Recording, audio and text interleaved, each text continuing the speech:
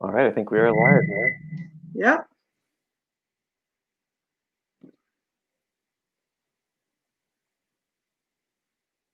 Brian Stile has taken over $500,000 in corporate PAC money, votes against lower prescription drug prices, and against the coronavirus relief bill. We deserve a representative who'll serve Wisconsin families, not special interests. Roger Polack isn't taking a dime of corporate PAC money, and he knows something about real service. He served in the Bush and Obama administrations, deployed to Afghanistan to take on the Taliban. We know he'll serve us and no one else. I'm Roger Polack, and I approve this message. Welcome. My name is Mary Jonker, and I am chair of Wisconsin's 1st Congressional District Democrats. Thank you for joining our meet and greet with congressional candidate Roger Polack. The Democratic 1st Congressional District's purpose is to elect a Democratic representative to Congress, and it has either all or part of 6 counties: Kenosha, Milwaukee, Racine, Rock, Walworth, and Waukesha. In order for you to know what is happening in the 1st Congressional District and keep up with election information, like us on our Facebook page, Wisconsin First, the number 1 ST Congressional District. The election is just over 5 weeks away on November 3rd. And if you haven't requested an absentee ballot yet, you can go to myvote.wi.gov to request a ballot for the November election. The first day that municipal clerks may offer in-person absentee voting in their office or a satellite location is October 20th. Start dates and office hours may vary by the municipality. Also visit myvote.wi.gov to find your municipal clerk's office contacts. Now, it is my pleasure to welcome our special guest, Lieutenant Governor Mandela Barnes, who has generously agreed to begin our event.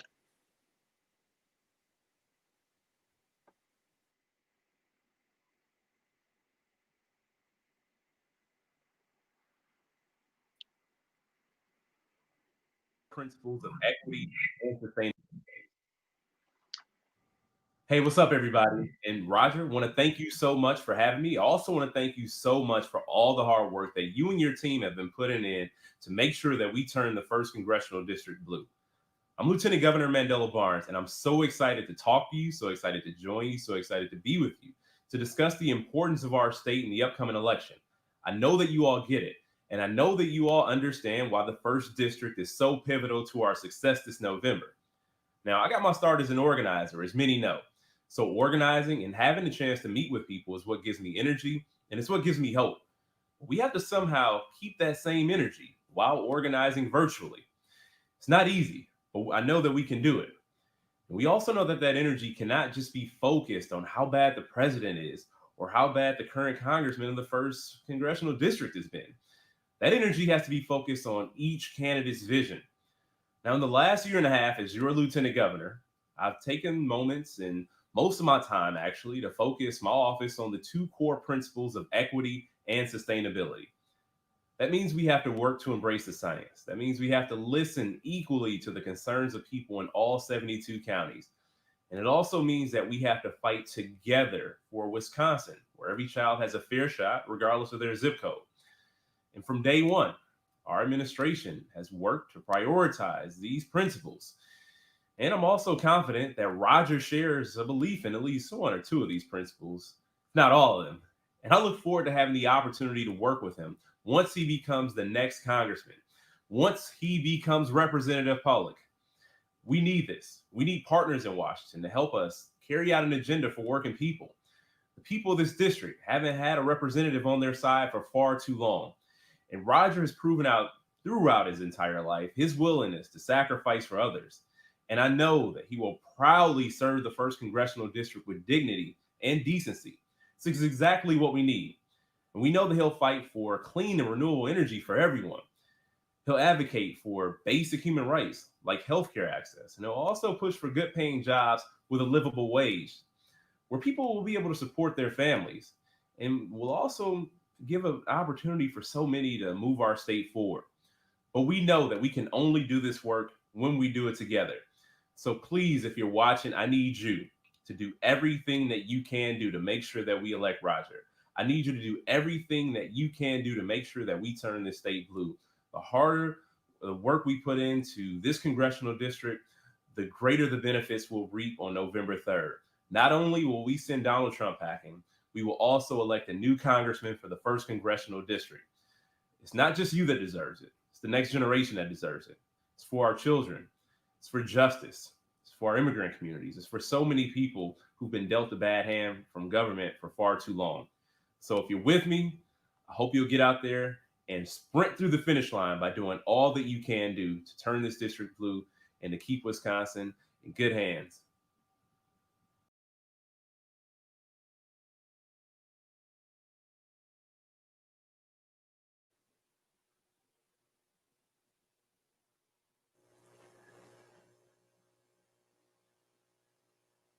Hey, Mary, I think you're muted.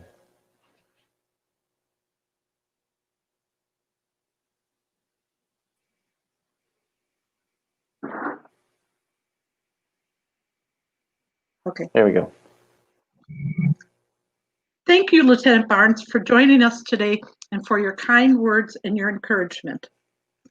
If for anyone who has recently joined us, this is Wisconsin's 1st congressional district meet and greet with Democratic congressional candidate Roger Polack. Our 1st congressional candidate, Roger Polack, will begin in a few minutes with a short introduction, after which we will have a question and answer period. If you would like to ask a question, please enter it in the chat. Our candidate needs your support, both in volunteer time and donations, for whatever you are able to do to help win this election in November and turn Wisconsin blue. The link for Roger's website will be scrolling continuously at the bottom of your screen. Welcome, Roger. Hey, Mary, thank you for having me. Thank you so much. Thank you for coming. And thank you to Lieutenant Governor Mandela Barnes for that great introduction and for all the work that he does for our state. You want to give us a short introduction before we start our question and answers? Yeah, I'd love to do that. Thank you. So let me just tell you about myself, my background, why I've gotten in this race, and what I hope to achieve while in Congress.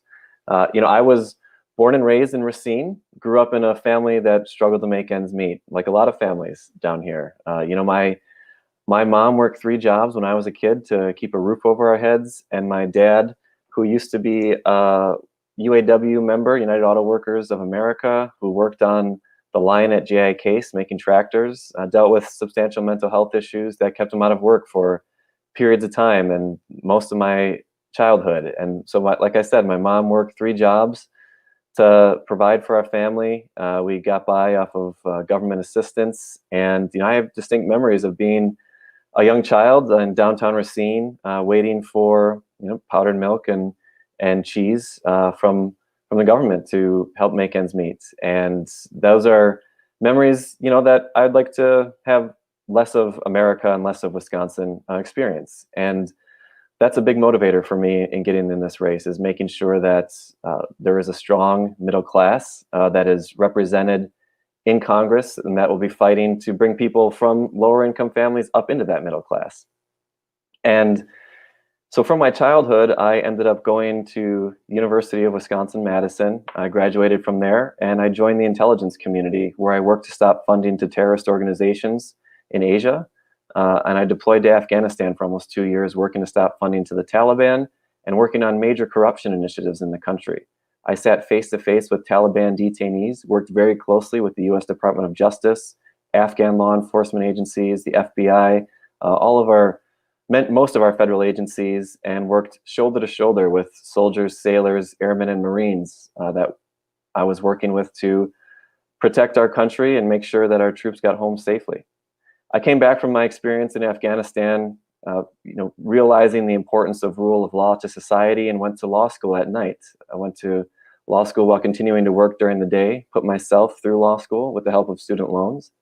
And while studying, I also worked on national security initiatives at the same time. I was part of the team that worked to stop incoming foreign investment from China that might harm our national security and from other countries.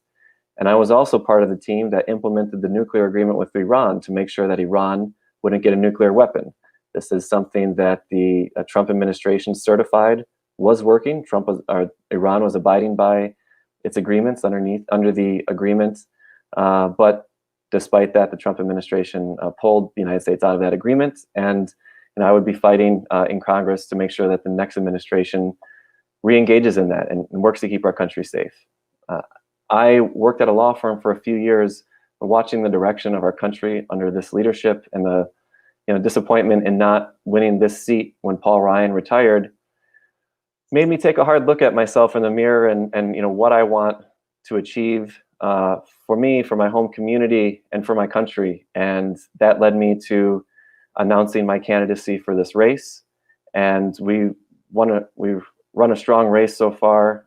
We won the Democratic primary August 11th. I say we because I am the standard bearer for this seat and for this initiative, but I believe that this is everyone's campaign.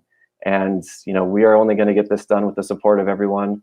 As Mary mentioned, we certainly need volunteers to help spread the word, phone bank, and get the word out, and contributions to the extent that people can, because we are up against an individual who has taken over $500,000 in funds from corporate PACs, and I have vowed not to take a dime of corporate PAC money so that I can go into Congress totally independent, focused on the needs of the people of Southeastern Wisconsin and no one else, nobody else's needs but our home. And so I want to thank you all for being here. I am going to work my tail off the last month and change to make sure that not only I win, but that we can get Joe Biden elected as the next president of the United States. And for all those who are listening from this district, Wisconsin's first congressional district is absolutely going to determine who wins the state of Wisconsin, and in terms of the presidential. And so we need to work hard to make sure that as many people as possible get out here in Southeastern Wisconsin and vote for Joe Biden. So thank you again, Mary. I look forward to this conversation. And for the people out there, please send in your questions, and we'll have hopefully a great discussion. So thank you once again. Thank you, Roger. We're going to start with our first question. Republicans are in the courts trying to destroy the Affordable Care Act and have no plan to replace it. Access to affordable health care is critical in America, and the issue has only gotten worse during this pandemic. What is your stand on health care as a right in our country, and what would you do to change our current system of health care? Thank you, Mary. Without a doubt, I absolutely believe that access to quality health care is a human right, and that no one in this country should be without health care. I believe that we need to expand upon the Affordable Care Act, ensure that pre-existing conditions for everyone continue to be covered, and that, again, no American is without health insurance. I think what the pandemic has shown is the critical importance of having a health infrastructure in place in this country that is rapid to respond and good quality to make sure that people have their illnesses taken care of, and then that we have a nimble system that's able to respond to health crises when they meet. And I am for expanding upon the Affordable Care Act. President Obama has put it well that the ACA is like a first time, a first home, it's a starter home, and there's things that we need to fix on it for sure, but we're proud to have it. And I think that we build upon that, make sure that there is a strong public option available on the marketplace, and that people who still want to have employer-backed healthcare have that option. I'm a proponent of choice in this country, and I think with healthcare this time is no different. And so people should be able to keep the healthcare that they have if that's what they want, but that there should be a public option available that is strong and that meets the needs of everyone in this country.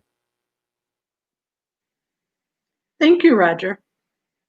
For anyone who has recently joined us, this is Wisconsin's first congressional district meet and greet with Democratic congressional candidate Roger Polack. Our candidate needs your support both in volunteer time and donations for whatever you are able to do to help win this election in November and turn Wisconsin blue. The link for Roger's website is scrolling at the bottom of your screen. Our next question is racial injustice towards people of color need to be reckoned with in America.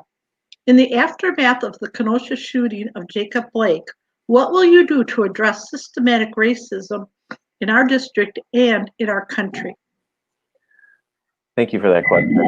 And, I watched, like everyone else, that Sunday night, the horrific shooting of Jacob Blake and the aftermath. And I am proud the way that Kenosha and southeastern Wisconsin have come together in the aftermath of that. And there's a strong effort to work across municipal governments, local leaders, faith-based organizations, the Black community, and other activist communities to come up with, first to have a dialogue. And I think that's where this all starts, is we need to listen to Black community, those that have ideas of how to move forward and enact policies that make change. And for my part, as someone that would be in Congress from the federal perspective, I think the George Floyd Justice and Policing Act that was passed by the House absolutely needs to be passed by the Senate, and then enacted by the President of the United States.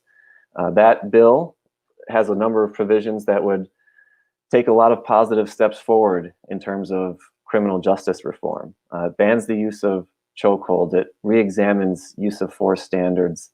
It creates a database of police officers who may have been involved in excessive incidents of excessive force or abuse of force. And I think those are the types of initiatives that we need to see in this country. It's been months now, and that bill has not gone through the Senate. And as long as Mitch McConnell is Senate Majority Leader, it's unlikely to change, unfortunately. But those are the types of federal policies that I want to see go forward on as it relates to criminal justice. Now, there are a whole rash of other issues that we can tackle to address systematic racism and racial inequalities. And I think some of them, and what I've heard from leaders in the Black community throughout southeastern Wisconsin that I've spoken with, and it goes beyond just the Black community. This is a problem that low-income America faces, and my own family faced as I was a kid, is access to credit.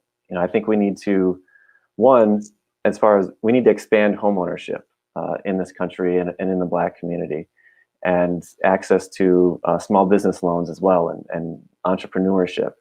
And one way to do that is let's open up credit. And I think a great way to do that would be to look at alternative sources of credit worthiness. Instead of just looking at credit card bills and mortgages and car loan payments, let's look at things that the average person pays for and has, like rents and utilities, and use that to build up a person's credit worthiness, and make sure that we get the credit from banks into the hands of individuals who are responsible and have shown that they're able to meet their bills on a regular basis, so that they can own a home, because that is the way that the middle class stores, accumulates and passes on wealth, is through home ownership.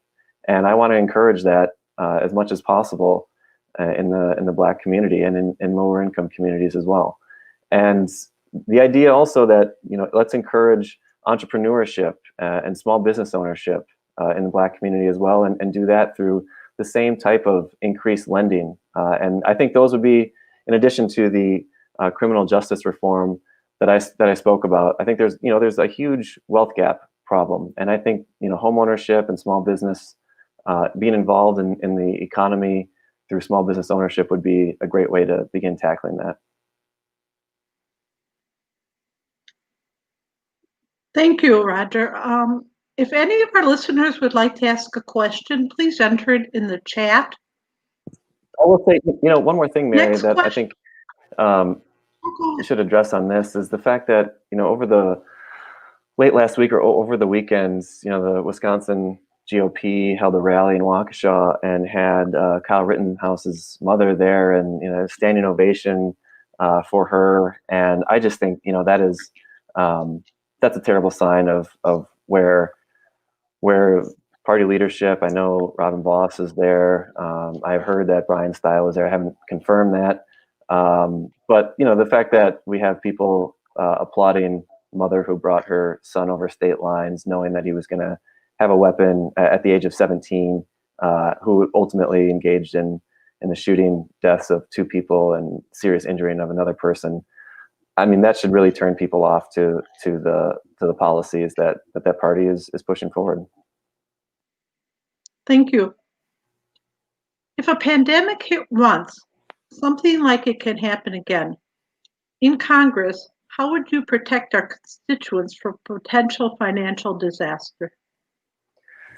One of the things about this pandemic is it hurt the people who are already vulnerable, people who live on the margins and who need assistance and who struggle to pay their bills. And again, that's just like the family that I grew up in, and we absolutely need to protect those who are most vulnerable from financial disaster. And I think we do that through better unemployment insurance. Government at all levels really need to learn from this and make sure that there are better prepared to distribute unemployment funds in the case of widespread job losses. And speaking of that, we need to break through the dysfunction in the U.S. federal Congress. We see the fact that Congress has been unable to agree upon increasing or continuing the stimulus to people who are unemployed, the bonus, if you even call it that, a bonus, an additional amount to help make ends meet in this very trying time. And there's arguments going around that these individuals are just getting rich or stuffing their pockets with this extra, what was $600 and is now nothing. But that money was going right back into the economy to pay for gas, rent, groceries, food. So, I think that was a major irresponsible act, voting against the HEROES Act and preventing additional funds to flow into this district to help individuals who are struggling.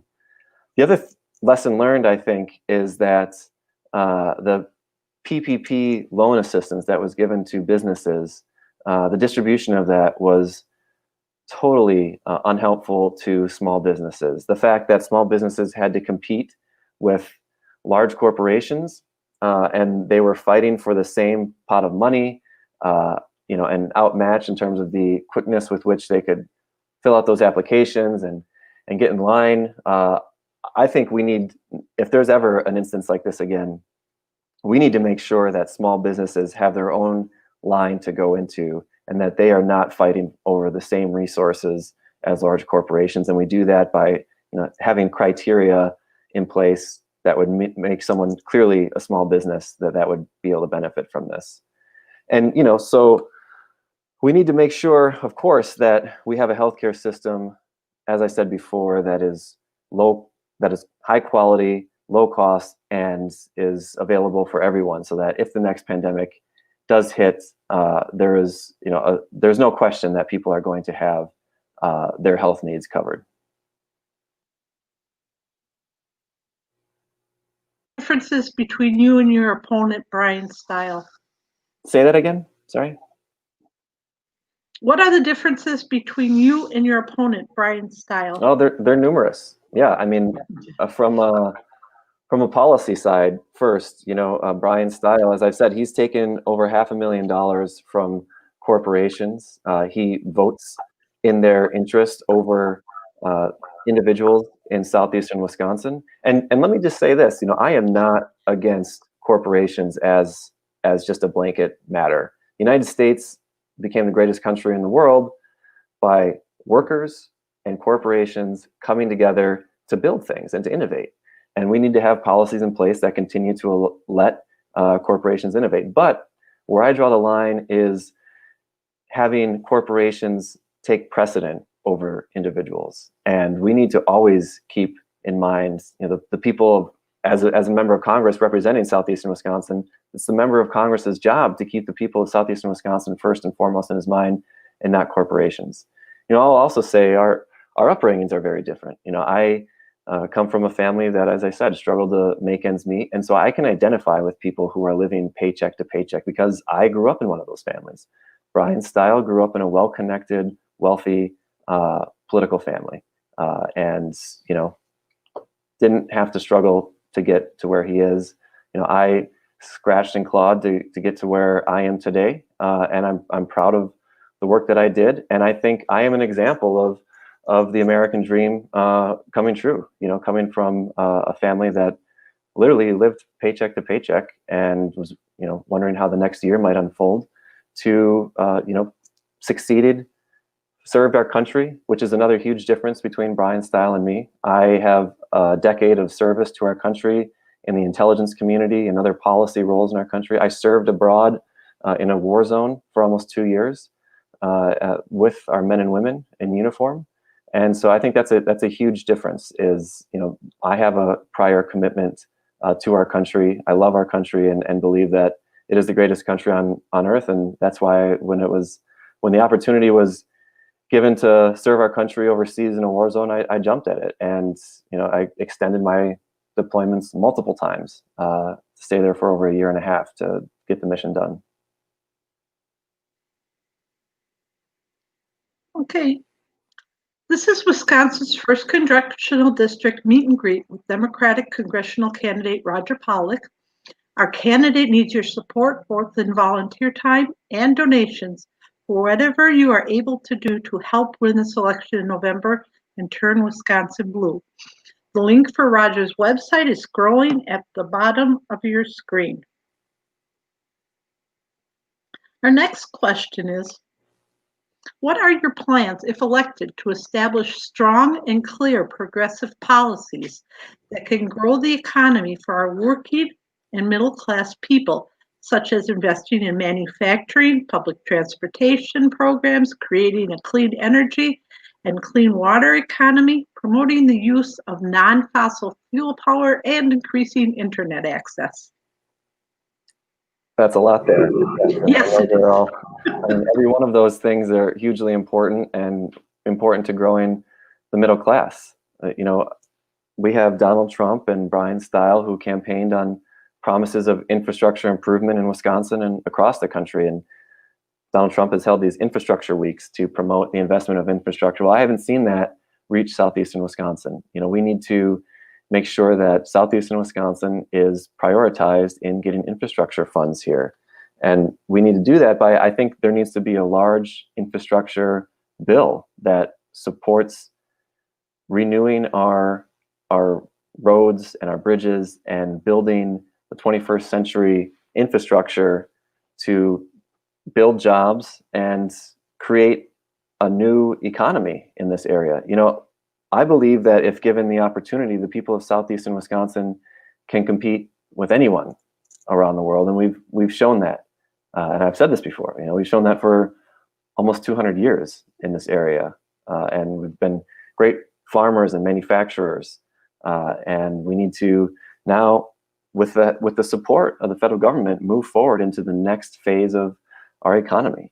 I think in terms of manufacturing, we need to bring back family supporting jobs. When my dad, as I said at the top here, he worked for J.I. Case, and at the time there were over 4,000 people who worked at that plant here in Racine County.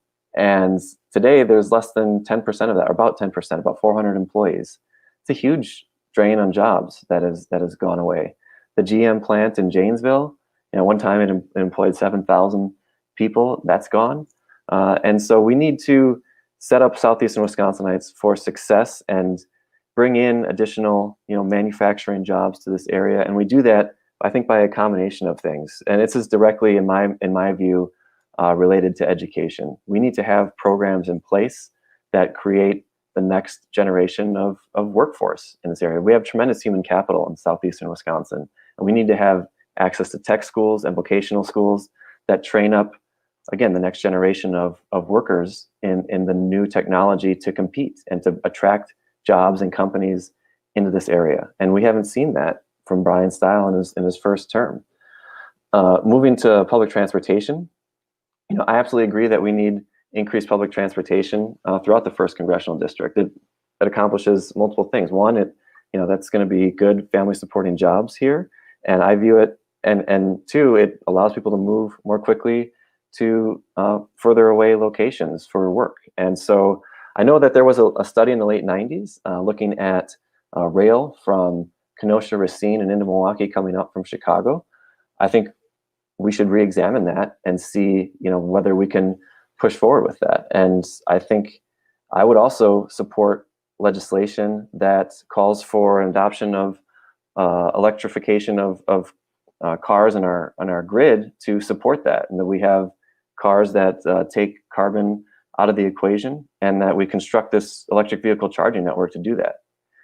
The other thing that would build jobs is let's look at our aging pipes that carry water. We talked about I think one of the questions included, clean water, and make sure that there are funds available to pull out lead pipes and replace those with clean new pipes, and have water flowing through our communities that we know is safe and clean. And again, that supports additional jobs. And I think we need to also, one of the questions was, what about broadband access? This digital divide, I think, has been made stronger and more obvious through the pandemic, and people having to work from home and students learning from home. We need to have legislation that eliminates the digital divide between rural and urban and rich and poor. So, all of this that I describe is we need to generate large numbers of middle-class, family-supporting jobs in this area. And I will absolutely work to ensure that federal funding gets to southeastern Wisconsin to accomplish all of that. Thank you. We have a question from one of our listeners. How will you address your constituents' needs in Washington? I've contacted Brian Style on more than one occasion, but he never responds. I think one of the first things is getting his constituent service offices out of government buildings. I don't know, I can't tell you what's in his head, but has moved constituent service in Kenosha and Racine into the municipal buildings so that it's difficult to walk in there and ask a question. I think I would be very open with my local offices to make sure that anyone who has a question can come in off the street without going through security lines and making it more onerous. I think he's worried that people dislike him and will show up there, but I will make sure that my office is easily accessible in every county, and that I have an open line of communication. I'll tell you this too, one of the things that I pledge to do is have a staff member that focuses solely on Veterans Affairs, that if there's ever any veteran that needs to get in touch, there's a clear, obvious way to do that, and that will be a priority of mine. But addressing constituents' needs in Washington, I will make sure that I respond to emails if someone can't get to an office here locally, but absolutely will be strong in responding to my constituents' needs. And I think, again, that starts with making offices accessible and making my own stuff accessible. Thank you. Our next question, the United States holds less than 5% of the world's population, but 20% of the world's incarcerated people. Wisconsin currently incarcerates 697 per every 100,000 people. The last 40 years has seen a 500% increase in the number of people incarcerated in America. Men and women who have not been convicted of a crime are left in unsafe, overcrowded, and understaffed jails waiting for their day in court due to our cash bail system. People of color are incarcerated at 6 times the rate of white people. Incarceration leads to breakdowns in families and communities and forever impacts those who are imprisoned. What policies would you advocate for, if elected, to address this? Well, first of all, at the baseline, I absolutely agree that our incarceration rates are way too high across the country, and certainly in Wisconsin. And you mentioned bail. I think we need to end the cash bail system. In my view, it criminalizes poverty. As people who are unable to afford bail are detained while they await trial, and people who have the money are out on the street. And so that would be a priority of mine. And also advocating for what's called ban the box, which is aimed at removing the checkbox that asks if applicants have a criminal record from hiring applications. A lot of large corporations that you might not think of, have banned this have removed this from their applications. And I think we need to that helps sort of, okay, you're out of jail, and then you're not able to find a job. And so, this cycle of that plus, this debtor prison that bail has developed in our country. I think we need to work on both of those. And I also think we need to examine sentences who've been incarcerated for drug use alone. We have too many people that are in jail for marijuana and other drug use. I'm not talking about drug trafficking, or but just the use of drugs on their own that hurt no one except for themselves. Re-examining those people's sentences. Thank you. What do you propose to fix our broken immigration system and help the DACA kids? Yeah, I'm a father of 2 kids, and watching families separated and, kids and their mothers or fathers, individuals put in cages, that's totally unacceptable and breaks my heart. It really does. And I think we need to put an end to that. I think we need to recognize, as I think many people already do, that immigrants are the backbone of our country. They are one of the strongest. When they come here, they want to start businesses and prosper in our country. And studies show that 1 out of every 10 employees is an employee of an immigrant-run business. So yeah, we need immigration reform. We need moral and fair immigration reform. And I fully support the DREAM Act, and I believe it must be passed as soon as possible. That would put any anxiety of DACA kids to rest. So we have to create a path to citizenship for undocumented immigrants and dreamers who have themselves. There's an estimated 200,000 children of their own who are U.S. citizens, and they pay an estimated $60 billion in tax dollars alone. I think we need to reform our visa program for guest workers. And, I think this idea of a border wall, that's something obviously Donald Trump campaigned on. It's not there. It's not happening. I think we need to invest in border security for sure, do it through smart, high-tech solutions, and certainly, have high security at our ports of entry to keep out drugs and human trafficking. I'm totally on board with that. But again, as it comes to immigrants, we need to have a system in place that is moral and fair and treats people with dignity. We have another question from one of our participants. What will you do to preserve Social Security? I am approaching retirement age. I worked 2 jobs many years. I am worried I won't be able to get monthly payments when I do retire. Yeah, I think, our Social Security system as it exists is actually in fine shape. We need to make sure that Donald Trump isn't elected to another term and doesn't have the ability to mess with it. I think that's first and foremost. He's sort of hinted at this, drop little morsels out there, indicating that he is going to propose some sort of overhaul to our Social Security system, and I would absolutely be against that. My father, I told you about his mental health issues on Social Security for years now, and it helps him get by. And I know my mother is going to be retiring soon. In the years to come, I should say, and that will, she'll need to rely on Social Security too. So it's close to home to me, and I think we need to leave our Social Security system as is, and it's decently funded right now, and there's not a risk that people of retiring age, as it stands, people of retiring age are not going to be facing problems so long as it's not messed with. So I think that is the key: is leave it alone, Donald Trump. Leave it alone, Republicans.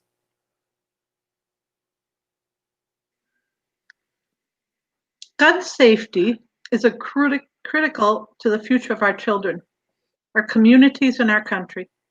What measures do you support to address this tragedy?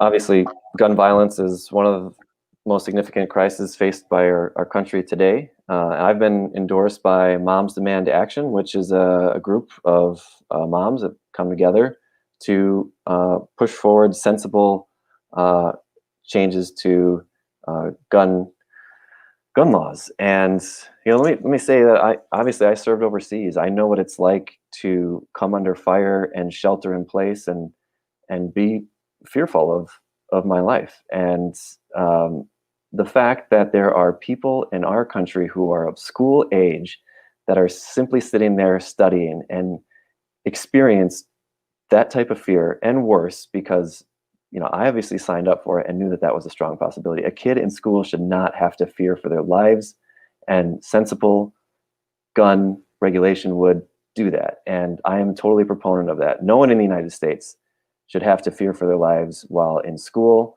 while in a movie theater, and out at a park.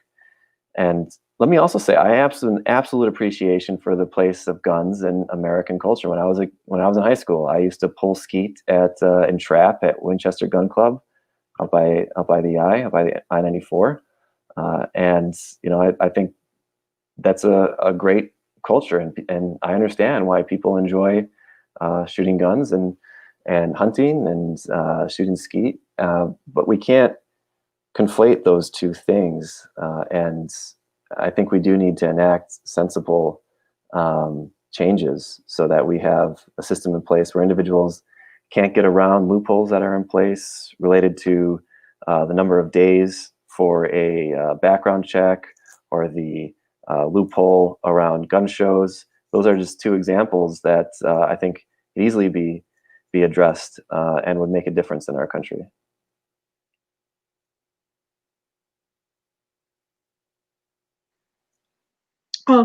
We have a question from one of our listeners. Will there be a debate between you and Brian Stile? There will be at least one, and I'm hopeful for two or more. We have a debate scheduled the first week of October. WCLO Janesville will be hosting that. And the dates are, my campaign manager could probably tell better than me, but it's either October 6th, 7th, or 8th. And I think we're still nailing down the exact date. But that is the first one. I'm hopeful we'll be pushing, not just hopeful, but we'll be pushing to have more than just one.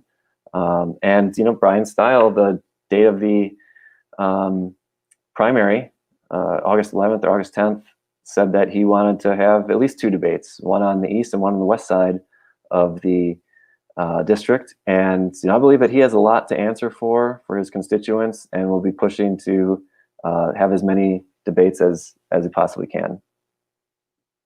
Thank you.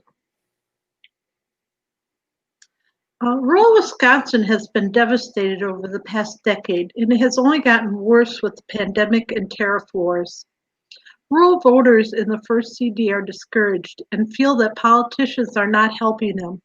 What would you do at the national level to help your rural constituents?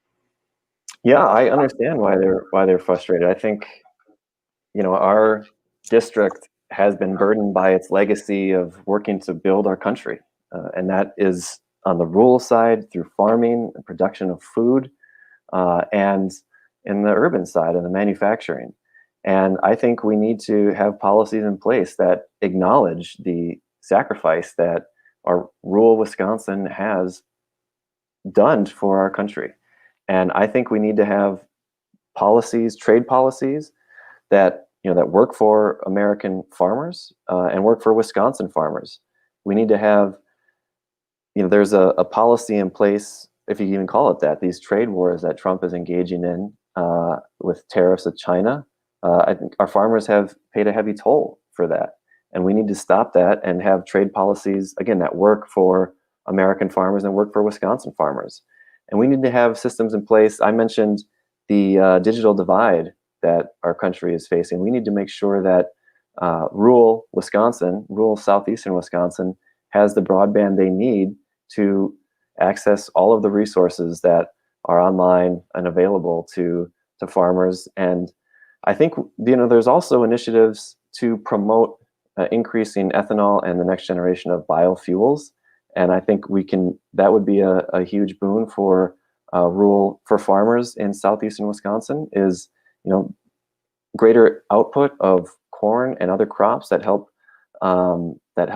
produce this fuel. Another thing would be investing in wind and solar energy. There are a lot of land and the ability to produce energy on land that is there and it's being worked, but land that there's a lot of land that is available in rural Wisconsin, rural southeastern Wisconsin, to put up solar farms and wind farms to produce electricity, and that would also obviously have the benefit of removing greenhouse gases from our country. And so those are a few of the initiatives that I believe would help, and that I would push for to help rural southeastern Wisconsin. Would you support a federal right to vote? How would you expand voting access? Yeah, I mean, there's absolutely everyone should have the right to vote. I think one thing that I've spoken about previously is the fact that, after there's such a myriad of ways that states deal with individuals who have been incarcerated and been found guilty of a felony in terms of their future voting rights. I think we need to have, it would be helpful to have a single policy on that across the country that quickly rehabilitates a person's right to vote after they're incarcerated. That would be one very easy way to do that. I think Wisconsin has in-person voter registration. I think that's a great thing, and nationwide in-person voter registration would be a helpful part of increasing the right to vote. Well, thank you, Roger. We've gone through all our questions and the questions from our participants. Would you like to say a few words to end our event? Yeah, first, let me again thank you, Mary. Thank you to the CD1 board for hosting this, and thank you to Lieutenant Governor Mandela Barnes for his taking his time. I know he's got a busy schedule to open this up for us. And I just want to say again, to all the people out there who are listening from southeastern Wisconsin, from the 1st Congressional District, that I will absolutely have your backs and no one else in Congress. I, again, am not taking any corporate PAC money. My opponent, he sits on the House Financial Services Committee, which regulates banks and insurance companies, and almost half of that $500,000, over $200,000 that he's taken, comes from those very same banks and insurance companies that he is supposed to be regulating. There is so much institutionalized corruption in our country that's legal, and your current representative, Brian Stile, is a big part of that. He plays by those rules, and that will not be me. Again, I will be fully independent in office and will only be working for you. So please, on November 3rd or earlier, via absentee ballot or early in-person voting, please vote for me, Roger Polack, and please visit rogerforwisconsin.com, all spelled out, to learn more about our campaign. And I say our campaign again because I really believe that this is all of our campaign. This is our campaign to take back this district for the Democratic Party and for democratic ideals. So involve yourself, and volunteer with my campaign specifically, or with the combined effort that we have going on to get all the Democrats elected up and down the ticket. So again, thank you to the CD1 board, and thank you to all of you who have been listening. Thank you so much. Roger, thank you for taking the time to join us today, answering our questions, and making this event a success. Thanks to Lieutenant Barnes for joining us. In conclusion, please get involved by volunteering and donating what you can to help our candidate and all Democrats up and down the ticket. This is an election that we simply cannot just vote. The link for Roger's website is scrolling at the bottom of our screen. Again, thanks to everyone who have joined us. Thank you. Thank you.